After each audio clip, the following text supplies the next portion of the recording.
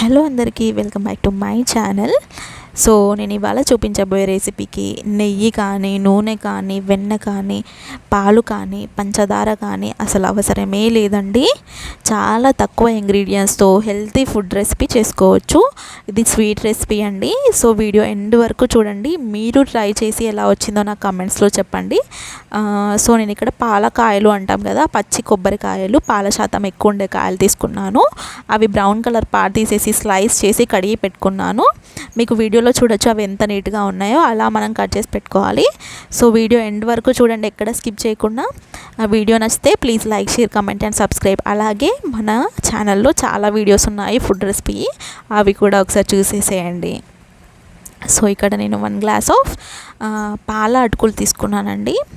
So మనం ఏ గ్లాస్తో measure చేస్తున్నామో అదే గ్లాస్తో పాలు కూడా మెజర్ చేయాలి. సో ఒకటే కప్ యూస్ చేయండి ఎండ్ ఆఫ్ ద రెసిపీ వరకు. సో ఇక్కడ నేను అటుకులు అనేవి చాలా టైప్స్ ఉంటాయండి. సో నేను ఇక్కడైతే పాల అటుకులు అంటాం కదా, పాలల్లో వేసుకొని తినేటివి, అవి తీసుకుంటున్నాను. కొంచెం దొడ్డ అటుకులు అని కూడా అంటారు వీటిని, ఒక్కొక్క ప్రాంతంలో ఒక్కొక్కలాగా పిలుస్తారు వీటిని. సో మీకైతే వీడియోలో చూపిస్తున్నాను కదండి, అలాంటి అటుకులు తీసుకోండి. ఆ అటుకులు గ్రైండర్లో వేసుకొని మరీ మెత్తగా కాకుండా బరకగా అంటాం కదా, అలా గ్రైండ్ చేసుకోండి ఒకసారి. నేను ఇక్కడ 1 కప్పు అటుకులకి 2 కప్పుల కొబ్బరి ముక్కలను తీసుకుంటున్నాను. అంటే 2 కొబ్బరికాయలు అయితే 2 కప్పులు అవుతాయి అన్నట్టు. సో ఇక్కడ మీకు వీడియోలో చూపిస్తున్నాను కదా, పిండి అనేది అంత బరకగా ఉండాలి. సో అదే జార్లో కొబ్బరి ముక్కలు మనం ఏవైతే కడిగి పెట్టుకున్నామో అవి కూడా మిక్సీ చేసుకోండి. సో మనము ఇలా నీళ్లు వేయకుండా ఒకసారి మిక్సీ పట్టాక దాంట్లో నీళ్ళు కొంచెం ఒక 1/2 గ్లాస్ ఆఫ్ నీళ్లు వేసి గ్రైండ్ చేయండి. సో దట్ కొబ్బరి అనేది మెత్తగా పేస్ట్ లాగా అవుతుంది అన్నట్టు, వెన్నలాగా. సో అంత మెత్తగా పట్టుకోవాలి మనము. అలా పట్టుకుంటేనే కొబ్బరి పాలు అనేవి మంచిగా వస్తాయి. చూసారా, నేను అక్కడ వీడియోలో చూపిస్తున్నాను ఎంత ఫైన్ పేస్ట్ లాగా మిక్సీ చేసుకున్నాను. అలా మీరు కూడా మిక్సీ చేసేసేయండి. సో ఇక్కడ ఆ పాలని ఎక్స్ట్రాక్ట్ చేయడానికి మీరు ఏదైనా క్లాత్ కానీ ఫిల్టర్ కానీ యూజ్ చేయొచ్చు. నేను ఇక్కడ ఫిల్టర్ తీసుకుంటున్నాను. లేదంటే మీ దగ్గర ఏదైనా కాటన్ క్లాత్ ఉన్నా కానీ క్లాత్లో కూడా వేసుకొని పాలను పిండుకోండి, ఎక్స్ట్రాక్ట్ చేయండి. సో నేను ఇక్కడ పాలు అనేటివి కొంచెం చిక్కగా తీసుకోవాలి. అలా అయితే మీరు నీళ్ళు అనేది కొంచెం తక్కువ కలపండి. నీళ్ళ బదులు కొబ్బరి నీళ్ళు కూడా కలుపుకోవచ్చు.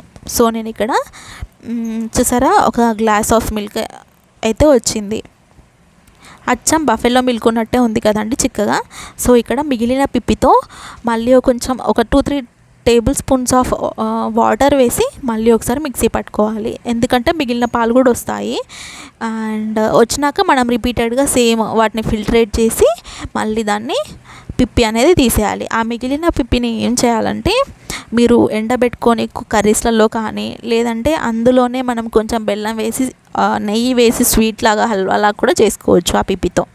సో ఇక్కడ మళ్ళీ ఒకసారి పట్టాను కదా, సేమ్ మళ్ళీ ఒకసారి ఫిల్టర్లో వేసుకొని నేను దాన్ని పట్టుకుంటున్నాను. సో ఇక్కడ 2 కాయలు అంటే 2 కప్స్ 2 పెద్ద గ్లాసెస్ ఆఫ్ కొబ్బరి ముక్కలు నేను తీసుకున్నానండి. సో అక్కడ పాలు అనేటివి చిక్కగా రావాలి, అసలు వాటర్ అనేది ఎక్కువ మిక్స్ చేయొద్దు. చూడండి నేను ఇక్కడ కొలిచి పోసుకుంటున్నాను. 2 గ్లాసెస్ ఆఫ్ కొబ్బరి పాలను తీసుకుంటున్నాను నేను. చాలా చిక్కగా ఉన్నాయి కదండి. యాక్చువల్లీ కొబ్బరి పాలల్లో యాంటీ క్యాన్సర్ ప్రాపర్టీస్ ఉంటాయండి. అందుకే మీకు ఎక్కువ కొబ్బరి చిప్పలు కానీ కొట్టినప్పుడు పిల్లలకి ఆ పాలను ఎక్స్ట్రాక్ట్ చేసి ఇవ్వండి, పాలలాగా తాగమని, హెల్త్కి చాలా మంచిది. సో నేను ఇక్కడ మనము ఆల్రెడీ మిక్సీ చేసుకున్న అటుకుల పొడిని ఈ పాలల్లో మిక్స్ చేసి పక్కన పెడుతున్నాను. ఇది ఒక 20 మినిట్స్ పక్కన పెట్టండి. సో దట్ మంచిగా మనకి అవి పాలల్లో నాని అటుకులు అనేది కన్సిస్టెన్సీ అనేది థిక్గా అయిపోతుంది.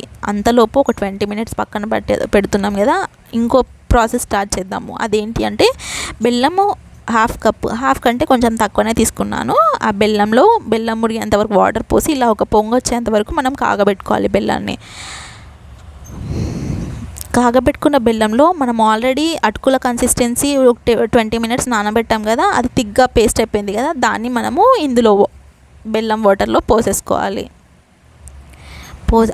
పోసేసుకొని దాన్ని మంచిగా మనము మీడియం ఫ్లేమ్లో పెట్టుకొని మరగనివ్వాలి. అడుగంటకుండా మనం కలుపుతూనే ఉండాలి. సో చూస్తున్నారు కదా ఎంత బాగా ఇప్పుడు మనకి మంచి ఒక ఫ్లేవర్, మంచి ఒక స్మెల్ వస్తుందండి. చాలా స్వీట్నెస్ ఉంటుంది, హెల్త్ కూడా చాలా మంచిది.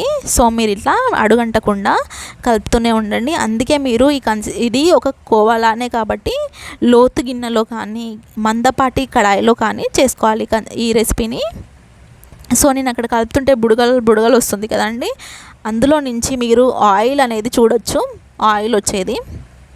కొబ్బరి పాలల్లో ఆయిల్ అనేది కంటెంట్ ఉంటుంది కదండి. సో అందుకే మనకి ఎక్కడ మనం ఆయిల్ కానీ వెన్న కానీ నూనె కానీ వేయలేదు, నెయ్యి కానీ వేయలేదు. సో నేను ఇక్కడ అది అయిపోయిందండి, ఆఫ్ చేసుకొని మనం ఒక బౌల్లోకి తీసుకోవడమే. దీన్ని ఒక 10 minutes 20 minutes రెస్ట్ ఇచ్చి మనకి కావాల్సిన షేప్స్లలో కట్ చేసుకోవచ్చు అండి. అంతేనండి ఈ రెసిపీ అయితే. మీరు కూడా ట్రై చేసి ఎలా వచ్చిందో చెప్పండి. Thanks for watching.